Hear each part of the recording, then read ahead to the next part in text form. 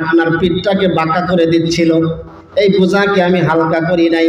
মুফাসসিরিনে কেরাম বলেন 4 নাম্বার বোঝা হচ্ছে উম্মতের বোঝা আল্লাহ নবীকে হালকা করে দিয়েছেন। বলেন সুবহানাল্লাহ। নবীজি মুসলিম শরীফের হাদিসের মধ্যে এসেছে, নবীজি উম্মতের জন্য সিজদায় পড়ে পড়ে কান্না করতেছেন। নবীজি সিজদায় পড়ে পড়ে উম্মতের জন্য পেরেশান হয়ে গেছেন, কান্না করতেছেন।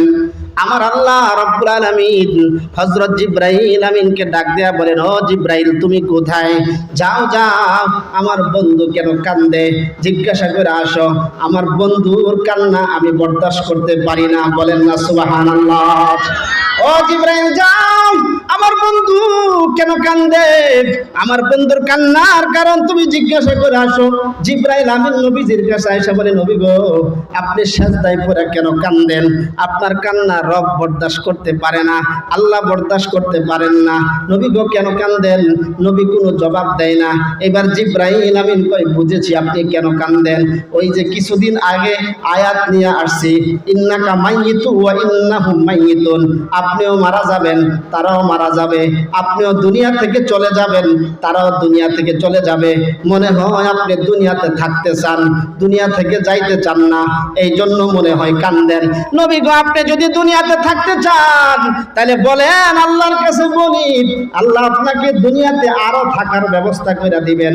মনে হয় দুনিয়া থেকে চলে যাবে, এই জন্য কান্দেন। নবী কোনো জবাব দেন না। জিবরাইল আমিন বলে, নবী গো বুঝেছি আপনি কেন কান্দেন, আপনি দুনিয়া থেকে চলে গেলে আপনার স্ত্রীদের কি হবে, মনে হয় আপনার স্ত্রীদের জন্য কান্দেন। ও নবী স্ত্রীদের জন্য কান্নার প্রয়োজন নাই, আল্লাহ রাব্বুল আলামিন আপনার সকল স্ত্রীকে জান্নাতের মেহমান বানায়া দিবে।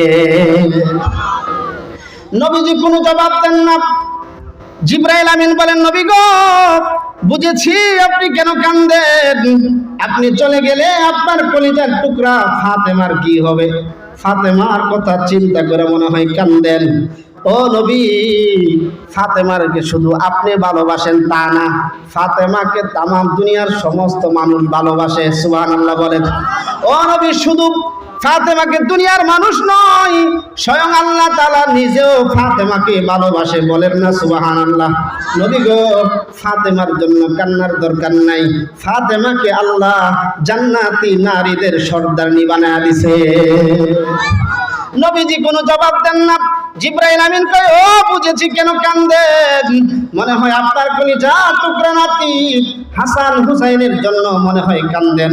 নবী গো হাসান হুসাইনের জন্য কান্নার দরকার নাই, আল হাসান ওয়াল হুসাইন সাইয়্যিদা শাবাবি আহলিল জান্নাহ, হাসান হুসাইন জান্নাতি যুবকদের সর্দার হবে। বলেন সুবহানাল্লাহ।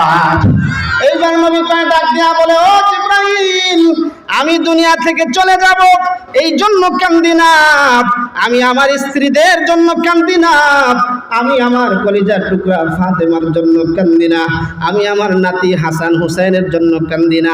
জিবরাইল রে আমি আমার এতিম উম্মতের জন্য কান্দি। আল্লাহু আকবার। ও জিবরাইল আমার উম্মতের ব্যাপারে আল্লাহ তো এখনো আমাকে সান্ত্বনা দেয় নাই। যদি আল্লাহ তাআলা আমার উম্মতের ব্যাপারে আমাকে সান্ত্বনা না দেয় আমি কান্না থামাবো না, আমি সিজদা থেকে মাথা উঠাবো না। এমন সময় আল্লাহ তাআলা জিবরাইল আমিনকে ডাক দেয়া বলেন, ও জিবরাইল আমার বন্ধুরে বলো উম্মতের জন্য কাঁদতে হবে না। ওমা কানাল্লাহু লিউআযিবাহুম ওয়া আনতা ফীহিম। জিবরাইল বলেন, নবী গো আল্লাহ আয়াত নাজিল করেছেন, ওমা কানাল্লাহু লিউআযিবাহুম ওয়া আনতা ফীহিম। নবী আপনি যতদিন দুনিয়াতে থাকবেন ততদিন আল্লাহ আপনার উম্মতকে ধ্বংস করবে না। সুবহানাল্লাহ বলেন।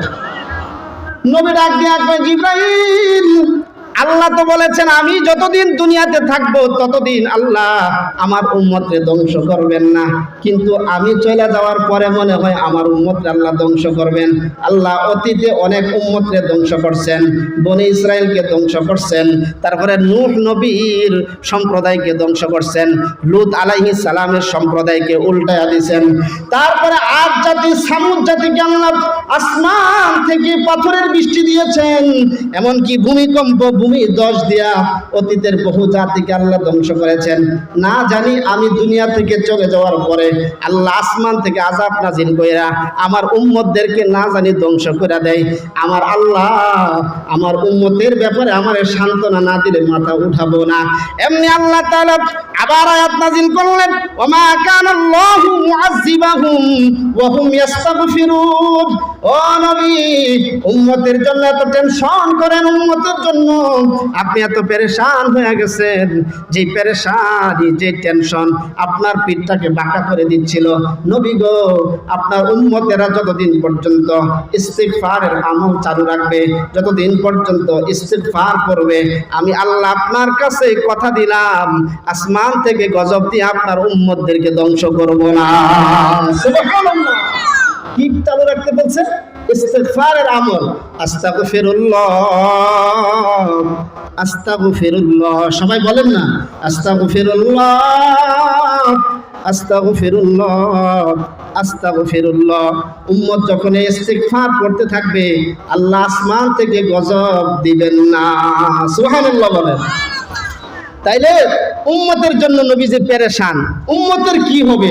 উম্মতি বলে নবীজি পেরেশান হয়ে গেছেন, যে চিন্তিত হয়ে গেছেন। এই চিন্তায় নবীর পিঠটা বাঁকা হয়ে যাচ্ছিল। আল্লাহ তাআলা বলেন, ওয়াদানা আনকা বিজরাক, নবী আপনার উপর থেকে সেই বোঝাকে আমি হালকা করে দিয়েছি। বলেন সুবহানাল্লাহ। ভাইরা আমার,